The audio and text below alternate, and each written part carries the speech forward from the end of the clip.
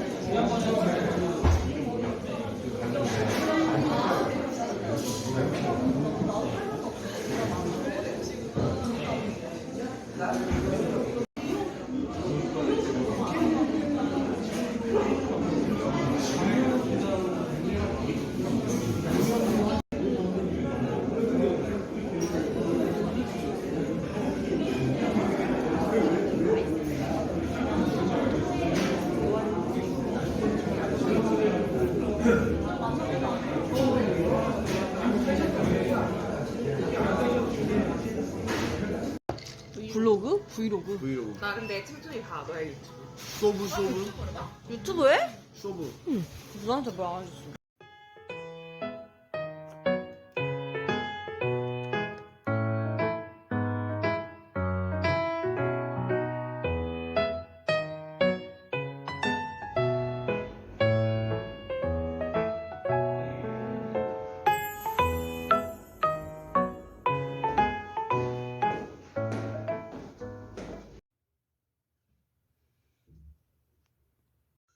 말씀 자체에 감격하지 못하는 영혼은 아직 신앙이 시작되지 않은 거겠죠. 이 하느님의 말씀 주일은 성 예로니모 성인의 선종 1600주년에 시작이 됐습니다. 그걸 자꾸만 뭔가 화려한 걸로 덮으려고 하면 일이 시작이 안 돼요. 근데 오늘날 사람들은 자기의 비참한 삶을 감추기 위해서 뭔가 계속 삶을 화장을 합니다. 얼굴도 화장하지만 값비싼 차와 좋은 집, 그죠? 뭔가로 자꾸 내 삶을 화장합니다. 좋은데 여행도 가요. 그러면 자기가 행복해 보일 줄 알아. 네. 속은 골마 터지고 있고 썩어 문드러지고 있고 내 삶은 무너지고 있는 게 눈으로 보이는데 자꾸 이렇게 법만 꾸밉니다. 예수님이 올 수 있어요, 없어요? 여기서 시작을 안 하시는 거예요. 그죠? 이건 바리사의 율법학자들이 했던 일이에요. 뭐라고 불렸죠? 회칠한 무덤. 속은 부패하고 흑해지고 있는데 겉으로 거룩한 척만 계속했어요. 그래서 주님이 오셔서 그들에게 뭔가를 시작할 수가 없었잖아요. 그런 영혼이 되어서는 안 된다는 겁니다.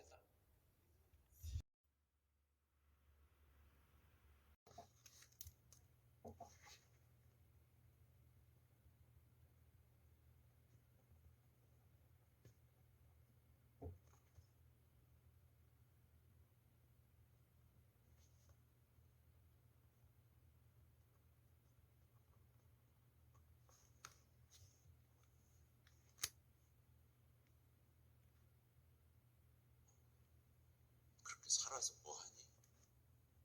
끊임없이 자신을 죽이는 목소리에 귀를 기울입니다. 하느님은 그렇게 말씀 안 하셔요. 아시죠? 아시죠? 네. 돌아와라. 일어서라. 너는 소중하다. 이런 얘기를 하시는데 우린 자꾸 그런 얘기를 들어요. 어둠이죠. 그리고 난 자유로워요. 내가 하고 싶은 거 다 하고 살 거예요. 라고 말을 하지만 한편으로는 뭔가 힘센 자가 자신을 사슬로 묶고 있다라는 느낌을 받습니다. 자유로운데 자유롭지 않은 느낌을 받아요.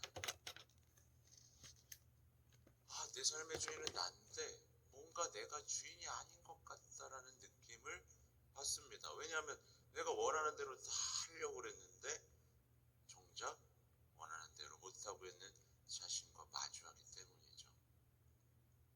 그러니까 더 나아져야 되는데 뭔가 더 나빠지고 있는 자신. 뭔가 성장해야 되는데 그렇지 못하는 느낌을 받습니다. 이게 지금 뭐의 지배를 받고 있다는 뜻이죠? 어둠의 지배를 받고 있다. 악의 지배를 받고 있다. 죄의 지배를 받고 있다. 라는 뜻이에요. 여기서는 여기서부터는 이제 영적인 부분이에요. 이거는 어떤 루틴을 짜고 다짐을 하고 계획을 한다고 해서 나아지는 게 아닙니다. 여기서부터는 이제 죄에 대한 용서, 구원이라는 영적인 우리를 구원해 주실 예수님의 존재로 다가가려는 영적인 노력이 필요합니다. 그래서 죄를 용서받아야 되는 거죠. 저는 죄인입니다. 죄에서 해방되고 싶습니다. 죄가 무엇인지를 명확히 알고 그래서 그걸 고백해야 되는 거예요. 근데 많은 분들이 죄를 명확히 알고 고백을 해야 되는데 죄가 뭔지 잘 모르면서 상담만 하는 거죠. 그러면 아무리 상담해도 나아지기가 어렵습니다.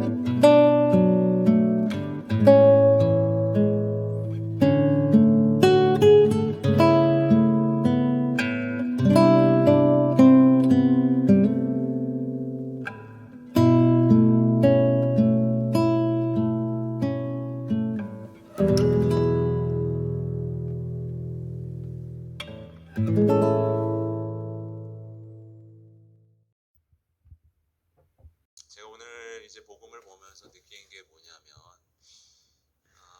오늘날에 이제 신앙인들이 겪는 어려움에 대한 이야기를 좀 해보고 싶었습니다. 여러분 신앙생활하면서 어려움을 겪어요? 안 겪어요? 네, 잘 돼요? 안 돼요? 안 되는 사람이 많아.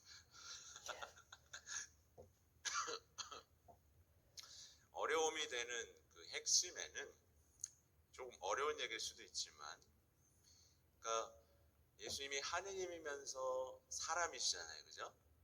하느님이면서 사람이신데, 그러니까 뭘 지니고 계시죠? 인성을 지니고 계시죠? 인성. 우리와 똑같은 인성을 지니셨잖아요. 우리와 똑같이, 우리가 모든 조건을 똑같이 받아들이셨잖아요. 근데 이거를 이해하지 못하는 사람이 생각보다 많습니다. 대단히 많아요. 네. 예를 들면, 예수님은 다 할 수 있었으면서 막, 그죠? 인성에 대해서 전혀 이해하지 못한 신앙. 또 하나는 사람이신데 하느님의 어머니로 되시고 하늘의 여왕이 되신 성모님을 이해하지 못하는 장애물도 있습니다. 이 두 장애물이 있어요. 제가 볼 때 오늘날 신앙인들이 가장 자주 겪는 그 어려움, 장애물, 방해물은 바로 이 두 가지가 제일 크다라고 생각이 듭니다. 이렇게 되면 이제 뭔가 고통을 겪을 때 어떻게 돼요? 고통을 막 겪으면 예수님은 내가 고통을 겪는데 왜 보고만 계시는 거야? 이런 식으로 하면서 떠나게 됩니다. 예수님이 옆에서 같이 고통을 받으시고 계시는데 예수님을 어리석게도 떠나게 됩니다. 왜냐하면 고통을 없애주시는 하느님만 보고 있는 거예요. 나와 함께 고통을 겪으시는 예수님에 대해서는 전혀 생각이 안 나는 거죠. 그죠? 인성에 대한 이해가 되게 중요합니다. 또 성모님은 하늘의 여왕이신데 성모님의 임무 그리고 특권을 이해하지 못한 채 그냥 엄마라고만 부르면 이건 또 뭐예요? 신앙에서 중요한 뭔가 빠진 거예요. 반쪽짜리 신앙이 되는 겁니다. 말하자면 뭐예요? 내가 여기 적어놨는데 그 반쪽짜리 신앙이란 신앙생활하는데 엄마가 없는 것 같은 신앙 있잖아요. 여러분 엄마 없으면 어때요? 네, 제가 엄마가 없습니다. 엄마가 없으면 뭔가 왠지 쓸쓸합니다. 특히 명절 때. 그죠? 네. 그리고 집에 온기가 좀 없어요. 그게 사실입니다. 그죠? 네. 그렇다고 또 아빠가 없으면 어떻게 돼? 네. 신앙생활이 그런 거예요. 신앙생활. 네. 아무튼 당시 사람들에게도 비슷하지만 좀 다른 어려움이 있었어요. 그래서 오늘 예수님께서는 성모님을 어떻게 하신 거예요? 감추시고 계신 겁니다. 감추시고 계신 거예요.